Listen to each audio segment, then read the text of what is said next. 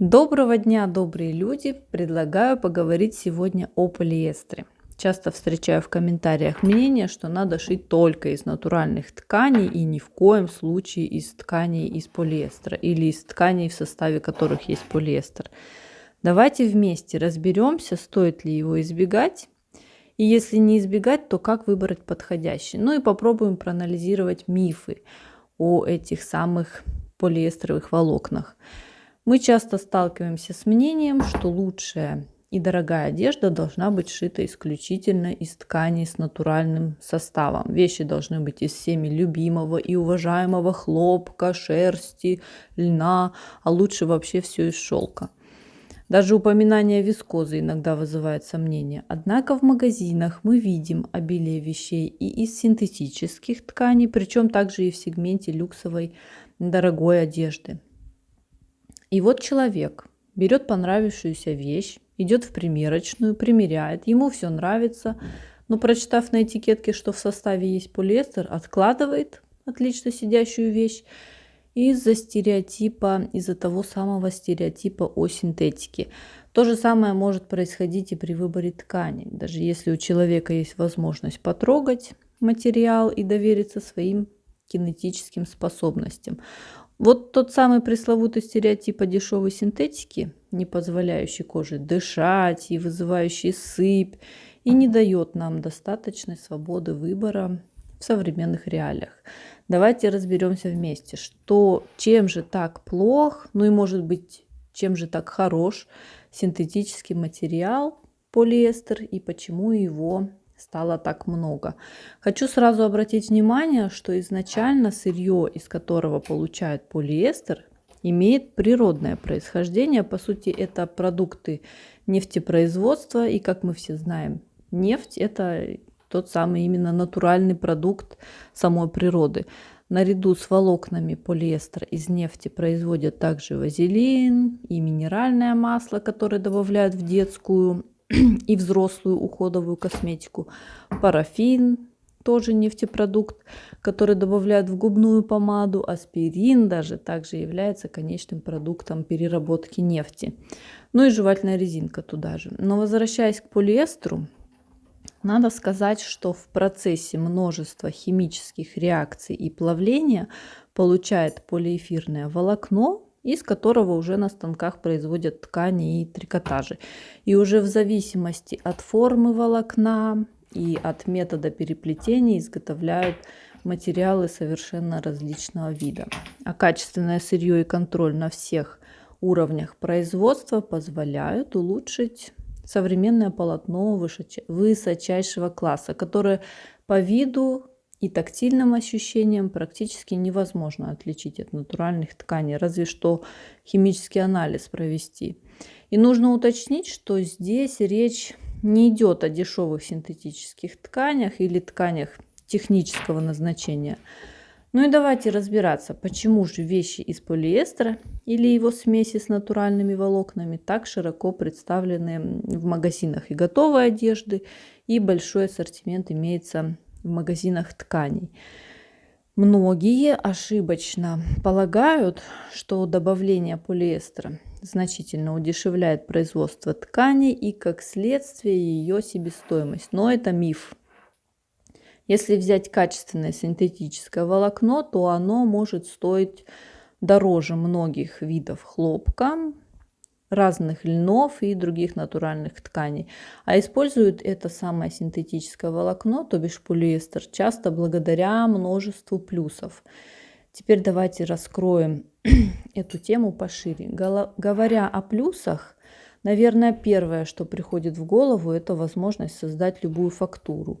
Гладкую, вроде сатиновых поверхностей, шероховатую, такую как, например, креп, в рубчик, бархатную, фактуру, похожую на шерсть, хлопок, шелк, и материалы могут быть как проницаемыми, так и плотными. Словом, полет фантазии в производстве тканей ничем не ограничен. Следующий очевидный плюс – это формоустойчивость. То есть вещь из ткани с полиэстером прекрасно сядет по фигуре и сохранит свою форму после стирки. Сюда же и плиссе можно отнести. Один раз Заложили складки на ткани, и они уже никуда не денутся. Обычно и рекомендуется брать ткани с добавлением синтетических волокон для пошива вещей со складками, чтобы эти самые складки точно никуда уже не делись. Следующий важный момент, с которым никакие натуральные ткани не могут соревноваться, это износоустойчивость. При правильном уходе можно будет носить готовую вещь множество сезонов без видимых повреждений, без выцветания. Ну и в этом есть, конечно, небольшой завуалированный минус. Такие вещи не сносить. Уже хочется что-то новое, а вроде имеющееся еще в хорошем состоянии. И поэтому нет обоснованных причин покупать новые ткани и шить обновки. Но из вышеуказанного плюса вытекает следующее преимущество таких тканей – это легкость этого самого правильного ухода. После стирки вещь практически не мнется, не выстирывается цвет, не теряется фактура и непосредственно при носке вещь сохраняет презентабельный вид. Ничего не скажешь, например, о стопроцентном льне.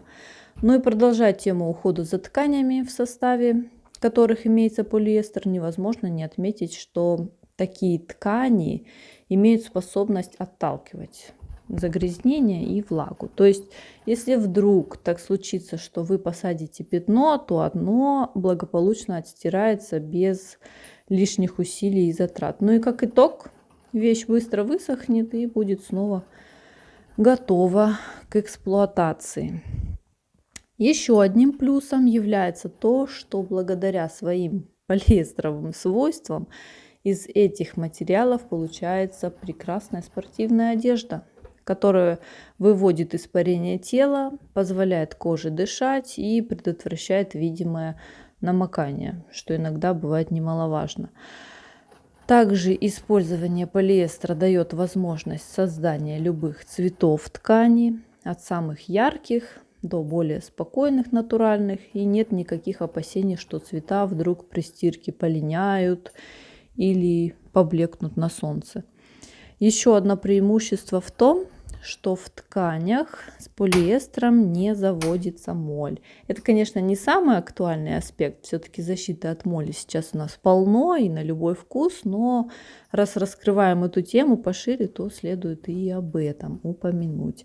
Следующий плюс – это сохранение тепла. Множество утеплителей имеют в составе полиэстер. Конечно, при минус 40 полиэстеры в качестве утеплителя не подойдут. Лучше, чем гусиный пух, синтетика все-таки не справится. Хотя запаковывают этот самый гусиный пух в ткань с полиэстером, чтобы верхняя одежда могла защищать от ветра, снега, дождя. Еще одним я тут подготовила довольно-таки обширный список плюсов. Еще одним немаловажным аспектом является вес таких тканей. Я подумала, это важный момент. Отрезы. Так, на чем я остановилась сейчас? Еще одним немаловажным аспектом является вес таких тканей и изделий из них. Отрезы, как и готовые вещи, мало весят и занимают меньше места в сложенном виде, что добавляет практичности в хранении. Я это ощущаю, когда складываю свои стопки с тканями, например. Особенно если как раз вот и речь идет о хранении немаленьких запасов тканей. А вот этическая сторона вопроса тут не совсем однозначно. Для изготовления синтетических волокон используется множество не всегда безвредных веществ, однако это несопоставимо с эксплуатацией женщин и детей на производстве хлопка и шелка, а также с эксплуатацией животных в производстве шерсти. Мы не будем углубляться в грустные нюансы производства натуральных материалов. При желании каждый может найти множество информации на эту тему. И вместе с тем можно задуматься и о том, что ведь неспроста многие производители хлопковых изделий стали использовать маркировку «этичный хлопок», то есть хлопок, собранный без нарушения условий труда. Получается, что в пользу полиэстера идет вот этот плюс, при котором не нужно эксплуатировать животных и людей. В общем, думаю, мой посыл насчет плюсов полиэстера понятен. Конечно же, рассмотреть все плюсы в рамках одного видео довольно сложно, их достаточное количество, но справедливо будет отметить и минусы данного материала. Однако я, наверное, сразу оговорюсь, что большинство этих минусов относится именно к некачественным, более дешевым типам полотен из полиэстера. Прежде всего, одним из минусов является возможность аллергической реакции кожи на дешевые красители и реагенты, которые используются при производстве материалов. Далее это повышенная влажность тела в малопроницаемых тканях, особенно в жаркую погоду. Есть и минусы, связанные с неправильным уходом за вещью, такие, например, как выцветание краски при использовании химических отбеливателей, электризуемость при отсутствии кондиционирования после стирки и повреждение слишком горячим утюгом. Все мы знаем, что полиэстер нельзя отпаривать или гладить на полной мощности утюга. И исходя из данной информации, можно сделать вывод, что полиэстера в составе тканей совсем не стоит бояться. Можно опираться на цену и на свои ощущения при выборе ткани. Это не должно быть экстра дешево, потому как на производство качественного полиэстера уходят большие затраты, а на ощупь ткань должна быть приятная. Можно пожамкать ее в руках, порастягивать, понюхать. Никакие манипуляции, в общем, не должны вызывать подозрения. А вот если ткань или трикотаж цепляется, так знаете, за шероховатости на руках, то лучше поискать, конечно, другой отрез. И, конечно, в составе ткани полиэстера должно быть не больше половины, а лучше меньше. Но у меня есть парочка стопроцентных полиэстеровых отрезов, которые стоили недешево и которые на вид и на ощупь не уступают натуральным тканям. Один из них это итальянский сатин. Еще не шила из него ничего, соответственно, не носила, поэтому не знаю о его свойствах, кроме как о тактильной приятности и внешнего вида. А из второго крепа я шила платье, которое я ношу в душную жару сейчас летом, прошлым летом. И это платье ведет себя вполне достойно. Оно и сохраняет форму, и вид в течение всего дня, да и в течение нескольких сезонов. Вот сейчас буду носить его второй сезон, а оно выглядит как только что сшитое. Ну и спортивную одежду вы, конечно, не найдете из натуральных тканей, потому как ни одно натуральное волокно не обеспечит комфорта телу, когда оно настолько активно. Тут нужна как бы вторая кожа, чтобы ничего не отвлекало, ничего не сковывало, не мешало и пропускала воздух кожи, а влагу выпускала на поверхность. Ну и подводя итог, хочу сказать, что если вы до этого избегали полиэстера и сейчас решите приобрести качественный отрез смешанного состава, то вы, скорее всего, удивитесь, насколько долговечной и легкой в уходе может быть такая готовая одежда. Думаю, нам следует учитывать, что мир постоянно меняется, технологии совершенствуются с каждым годом, и возможно такое, что мы мы те, которые открещиваемся от полиэстера, лишаем себя нового прекрасного опыта, отказываясь от новшеств и оставаясь позади прогресса. Не стоит слишком серьезно относиться к мифам, особенно бездоказательным. Вот, например, благодаря совокупности полиэстера с хлопком получается материал, обладающий рядом преимуществ. Ткань очень приятная, гладкая на ощупь, хорошо пропускает воздух, практически не мнется, и такие вещи быстро сохнут. Сама шила такую рубашку из смесового хлопка. Прям довольна рубашкой до сих пор. Я ни в коем случае никого не переубеждаю и не навязываю идею шить только из полиэстера или из полиэстеровых смесей.